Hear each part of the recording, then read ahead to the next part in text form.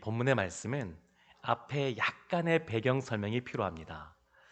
남유다가 결국 하나님께서 바벨론에 항복하라 라고 선지자를 보내고 끊임없이 보내고 말씀하시고 끊임없이 말씀하심에도 불구하고 그 말씀에 순종하지 않아서 이 예루살렘이 무너지고 나라가 망하고, 그리고 왕과 또한 귀족들과 또한 여러 가지 고관과 무엇인가 소유하고 있는 사람들, 배운 사람들, 건강한 사람들, 이 모든 사람들이 포로로 바벨론으로 잡혀갔습니다.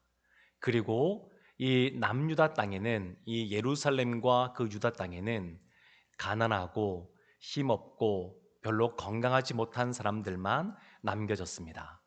근데 그 땅에 이 바벨론의 왕이 그다랴라고 하는 관리, 이 관리는, 그다랴는 예레미야 선지자와 친분이 있는 사람이고, 예레미야 선지자가 선포한 대로 바벨론에 항복하고 그리고 하나님 말씀에 순종하며 살자라고 말하는 사람이었는데, 이 사람을 그 지역을 담당하는 총독으로 임명을 했습니다.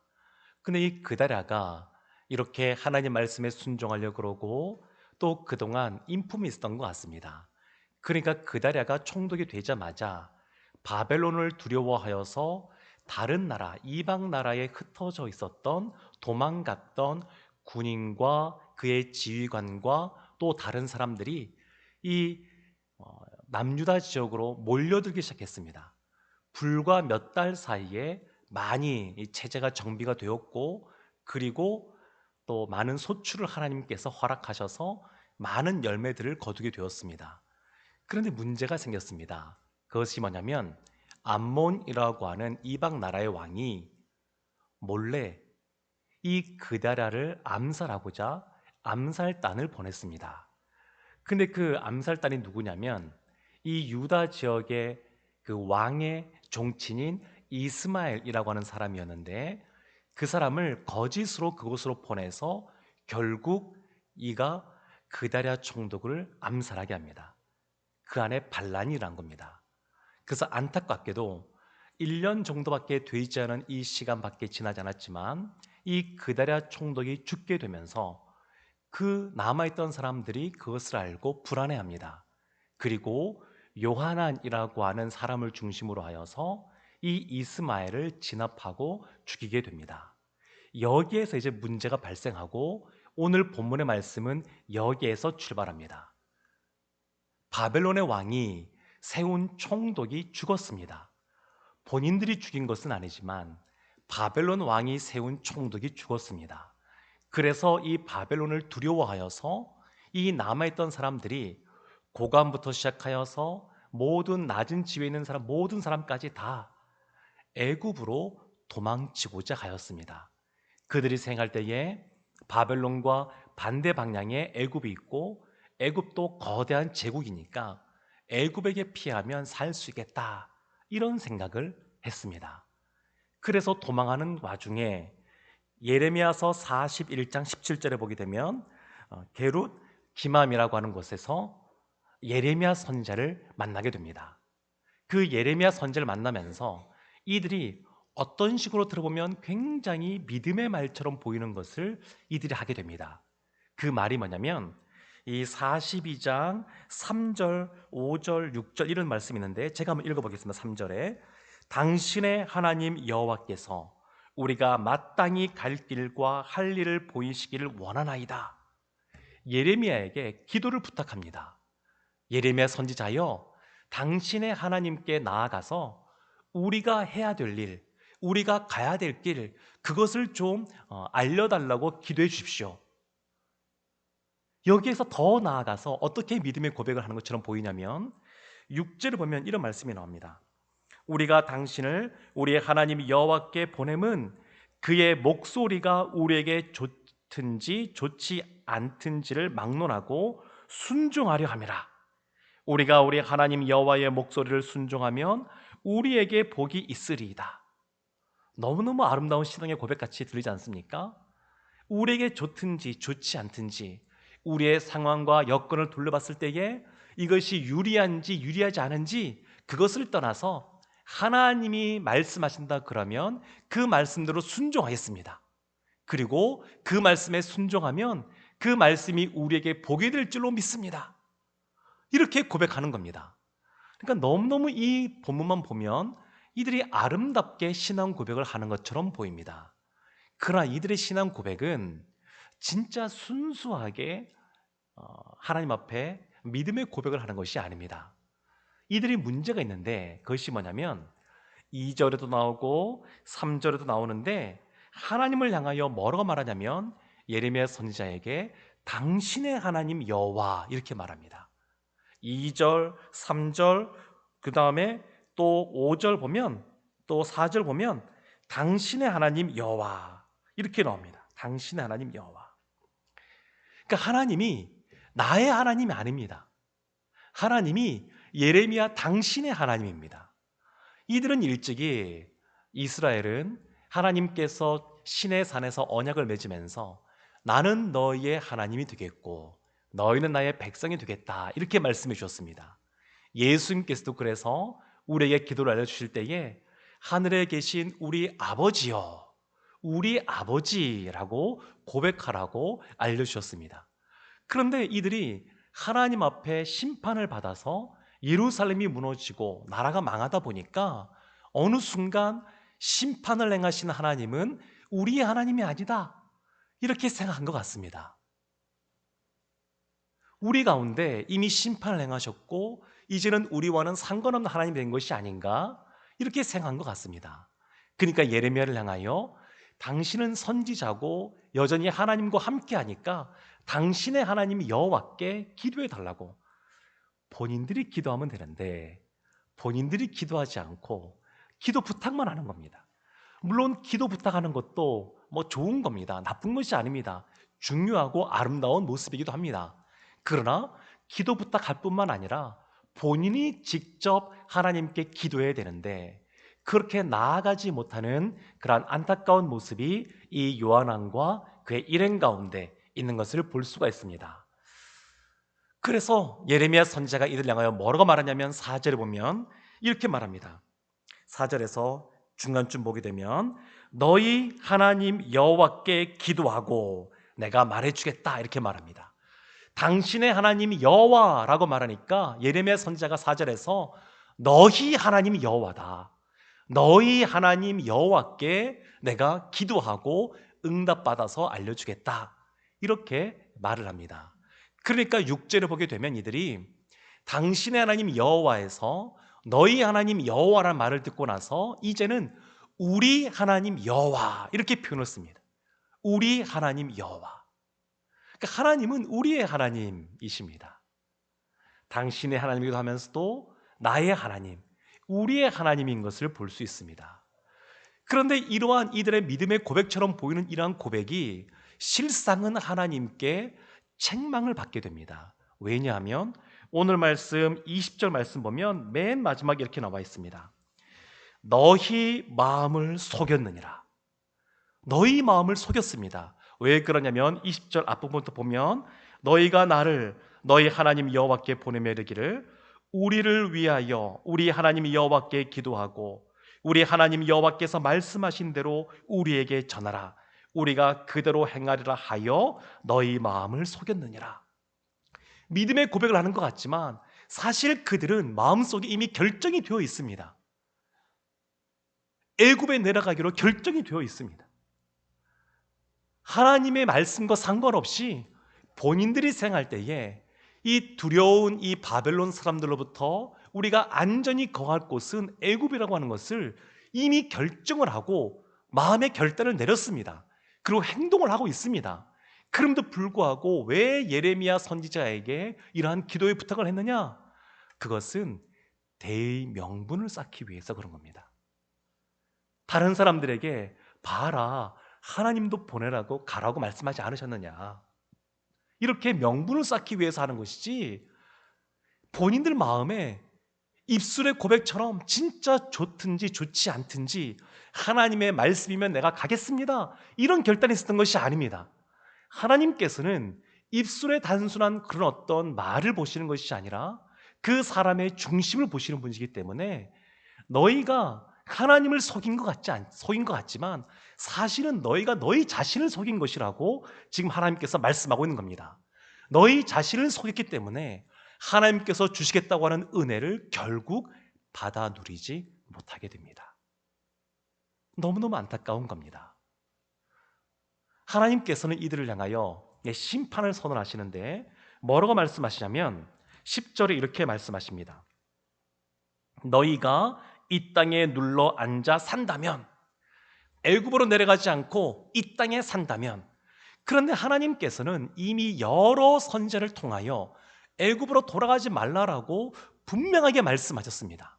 예레미야 선지자를 통해서도 애굽을 의지하지 말라고, 애굽으로 가지 말라라고 이미 말씀하셨습니다.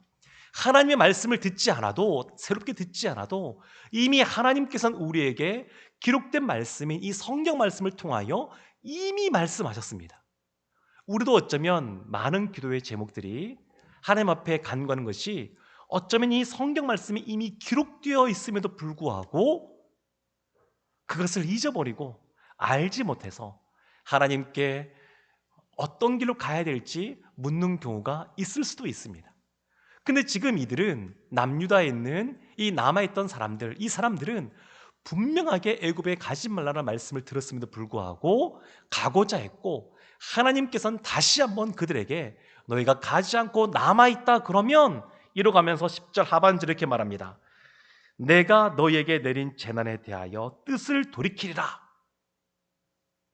재난을 베풀지 않고 너희에게 다시 회복을 주겠다라고 말씀하고 있습니다. 바벨론으로 포로로 잡혀가서 70년 동안 있은 다음에 그들을 회복시켜서 돌아오겠다라고 말씀해 주셨는데, 그것만이 아니라 이 땅에 황폐해진 이 땅에 남아있는 너희들에게는 내가 은혜를 베풀어 주겠다라고 말씀하고 있습니다. 먼저 회복을 주도 말씀하고 있습니다. 반면에 13절 말씀 보게 되면, 그러나 만일 너희가, 맨 마지막에 이 땅에 살지 아니하리라 하며 14절 하반절에 애굽 땅으로 들어가 살리라 하면 잘못되리라. 그럼에도 불구하고 애굽으로 내려간다 그러면 잘못될 것이라고 말씀하고 있습니다. 오늘 이 말씀을 찬찬히 보게 되면 하나님께서 점층법을 사용하시는 것을 볼 수 있습니다. 점점 더 강도가 세지게 말씀하시는데 14절에서는 잘못된다라고 말씀하셨고, 그리고 더 나아가서 보게 되면 16절에는 하반절에 너희가 거기서 죽을 것이라 이렇게 말씀하셨습니다. 죽을 것이라고. 더 나아가서 보게 되면 22절에 보게 되면 너희가 가서 머물려고 하는 곳에서 칼과 기근과 전염병에 죽을 줄 분명히 알지어다. 강조해서 말씀하고 있습니다. 왜 하나님이 이미 마음에 결심이 있는 그들, 애굽으로 가고자 하고 결심한 그들을 향하여 반복해서 강조해서 너희가 그러면 심판을 받게 된다라고 말씀하시느냐면, 여전히 하나님은 그들이 돌이키기를 원하시기 때문에 그렇습니다. 애굽으로 내려가지 않고 그 땅에 남아있기를 원하셨습니다. 애굽을 의지하지 않고 애굽보다 더 큰 그 하나님을 의지하기를 원했습니다. 왜 이들이 애굽으로 그렇게 내려가고자 했느냐 생각해 보게 되면, 하나님이 더 크시다고 하는 것을 경험해 보지 못한 겁니다. 이미 하나님의 말씀이 성취되어서 불과 1년 전에 예루살렘 성이 완전히 무너지게 되고, 예레미야 선지자가 예언했던 것처럼 포로로 잡혀갔음에도 불구하고, 하나님의 말씀대로 이뤘음에도 불구하고 사람들은 눈에 보이지 않는 하나님을 바라보는 것이 아니라 눈에 바라보이는 바벨론을 보는 겁니다.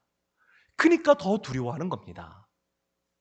우리의 삶 속에 이렇게 하나님을 의지하려면 하나님이 이 애굽보다, 이 세상보다, 우리가 사회 처해 있는 이 상황보다 더 크다라고 하는 것을 우리가 인정하고 신뢰하고 순종하며 따라가려면 사실 작은 것부터 하나님을 경험해야 됩니다.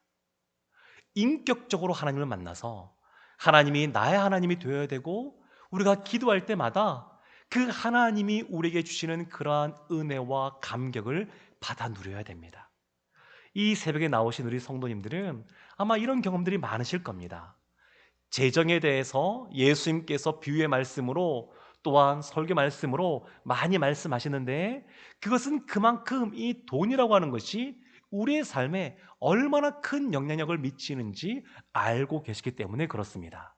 그런데 이러한 돈의 문제를 하나님께 내어 맡겨야 그 다음에 헌금 생활도 할 수 있습니다.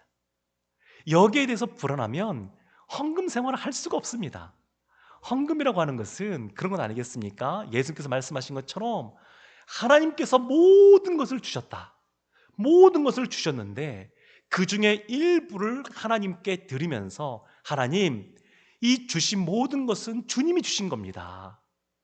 주님께서 내 삶을 주장하시고 내 삶을 이끌어 가시고 나를 보호하시고 내가 먹을 것, 마실 것, 입을 것을 책임져 주십니다.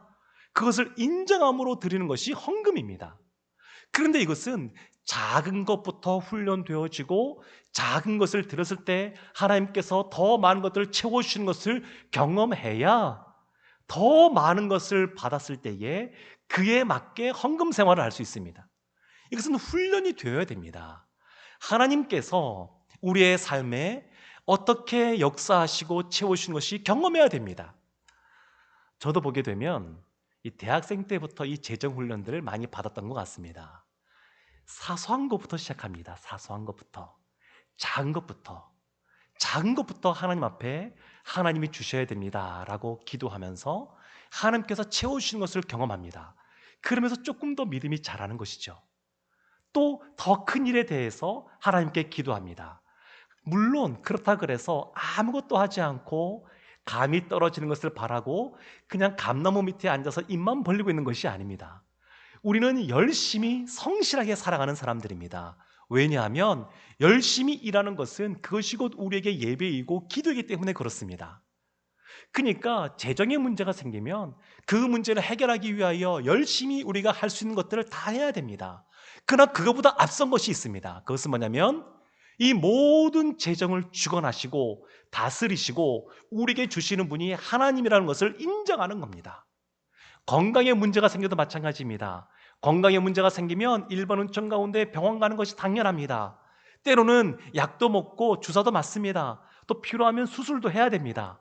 그러나 그것보다 앞선 것은 뭐냐면 모든 병을 치료하시는 분은 하나님이라는 것을 인정하고 주 앞에 기도하는 겁니다.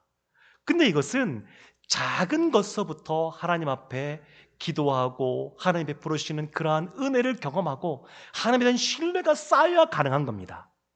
지금 이 요한왕과 그의 일행들은 이런 하나님을 경험하지 못했던 것 같습니다. 하나님은 분명 많은 은혜들을, 기회들을 주셨을 텐데 사람들이 깨닫지 못하니까, 경험하지 못하니까, 삶 속에서 그것을 누리는 삶을 살지 못하니까 보다 큰 일, 이 바벨론이 임명한 총독이 죽임을 당하고 본인들이 한 것은 아니지만 질의 겁을 먹고 이렇게 도망을 치고자 하는 모습이 있는 겁니다. 하나님께서 예레미야를 통하여 오늘 본문 말씀 속에서 두려워하지 말라, 바벨론을 두려워하지 말라 이렇게 말씀했음에도 불구하고 여전히 두려워하는 겁니다. 하나님을 그렇게 경험해보지 못한 겁니다. 하나님을 믿는 자로서, 하나님을 아는 자로서 성도로 살아가면서 이러한 하나님을 경험해보지 못하고 살아간다고 하는 것은 너무너무 안타까운 일입니다. 그런데 새벽에 나오신 우리 성도님들은 이런 경험들이 많이 있을 줄로 믿습니다.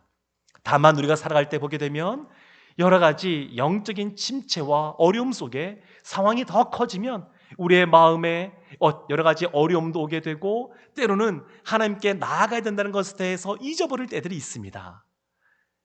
다윗이 시편 23편 6절에서 말하기를 하나님의 선하심과 인자하심이 평생 나와 함께하겠다고 고백합니다. 작은 것부터 오랜 세월 동안 하나님의 선하심과 인자심을 경험했기 때문에 나오는 믿음의 고백입니다. 사랑하는 성도 여러분, 우리도 오늘 한 날 살아갈 때에 하나님 앞에 인격적으로 하나님께 나아가고 또한 하나님 앞에 작은 것이라도 믿음의 결단을 하며 나아가며 하나님께서 우리의 삶을 책임져 주시고 인도해 주시고 갚아주시는 것을 경험해 보면 말미암아 나중에 어떠한 상황 속에서도 하나님을 더 의지하고 붙잡고 나아가는 세상보다 더 큰 하나님을 붙잡고 나아가서 결국 하나님이 복을 주시는 것을 경험하는 모든 성도님들 되시기를 주님의 이름으로 축원합니다. 아멘. 우리 이 시간 기도하며 나가기를 원합니다.